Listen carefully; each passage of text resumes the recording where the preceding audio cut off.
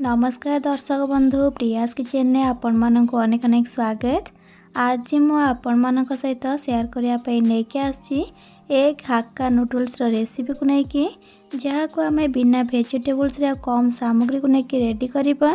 तेबे आपण ये रेसिपी को देखापी भिडटी को फुल आज करूँ। तेज चलतु डेर नक आज रेसिपी को स्टार्ट करने।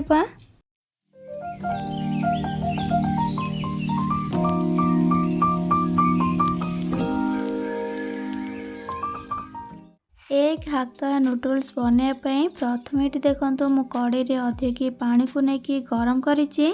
पानी भला गरम हो गला से गोटे छोट चामच रिफाइन तेल पकेबा आउ ता सहित गोटे छोट चामच लुण को पकेबा। एबे आम ए चाउमीन को ऐड करवा। एठी मु गोटे पैकेट अधा चाउमीन यूज करी।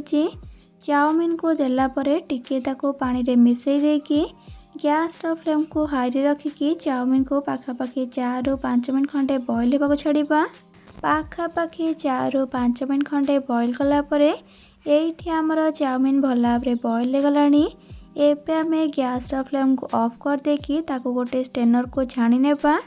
गरम पानी रो चाउमीन को छाणला परे तापरे ताको ठंडा पानी रे टिके धोई नेबा जहा द्वारा तार कुकिंग प्रोसेसटा रही जिवो आउ चाउमीन पूरा खिला खिला बनिबो। चाउमीन को धोई नेला परे आपण एठी देखि पारछंती ना चाउमीन हमर पूरा खिला खिला बनिची आउ जमा भी चिपचिपा बनिनी आउ परफेक्ट भाबरे सिझिची मध्य। चाउमीन को तो आमे बॉईल करके रेडी करनेले ताको भी साइड रखी देकी एबे आमे गैस ऑन करके से सेम कड़े को बसेकी भल भाबरे गरम कला परे सेथिरे गोटे बड़ा चामच रिफाइन तेल पकेबा। आपण चाउमीन को देखिकी एथिरे तेल ऐड करिवे।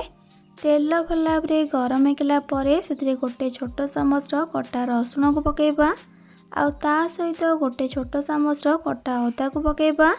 आउ एबे सेथिरे गोटे छोट चामच कटा कंचा लंका दउची बा आपण जतिकी राग खाइबा को पसंद करथिबे निज हिसाब रे कंचा लंका एठी देई पारिबे। एबे सब को मिसई देकी जस्ट टिके खाली भाजी नेबा आउ टिके भाजी गला परे सेथिरे गोटे बड़ा साइज रो प्याज को लंबा लंबा करके काटिकी पकेबा आउ सब को मिसई दे मीडियम फ्लेम रे जस्ट खाली गोटे मिनट खंडे प्याज को भाजी नेबा। मन रखिबे प्याज को गोटे मिनट रो अधिक भाजीबेनी। आपन जानिथिबे चाइनीज आइटम रे परिबा क्रंची रही थाए केते हल्का ही भाजी थाए सेथि पई गोटे मिनट ही प्याज को भाजीबे। पियाज भाजिया भितर एपटे देखो मु गोटे बाउल 4टी अंडा को भांगिकी नहीं एबे ताको भलसे फेंटी नेबा।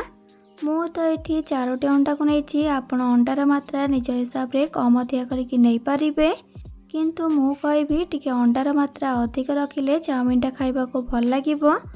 अंडा को तो आम फेंटिकी रेडी करनेले आउ एपटे देखो पियाज को आम गोटे मिनट खंडे गोले गोले की भाजी नेले आउ से सॉफ्ट होके भाजी गलानी। एहीपरी पियाजटा भाजी गला परे सेथिरे एबे आनिके अंडा को जो आम फेंटिकी रखिथिले ताकू दे देबा आउ ता सहित अंडा को देखिकी स्वाद अनुसार लुण पकेबा आउ अधा छोट चामच गोलमरीच गुंड पकेबा आउ सब को मिक्स करी मीडियम टू हाई फ्लेम रे पाखापाखि 2 ରୁ 3 मिनट खंडे भाजी नेबा। माने जेमती आम नॉर्मली अंडा भुजिया प्रस्तुत करथाउ सेही परी एठी आपण देखि पारछंती अंडा हमर बढ़िया भाबरे भाजी गलानी बा अंडा भुजिया एठी प्रस्तुत हो गलानी।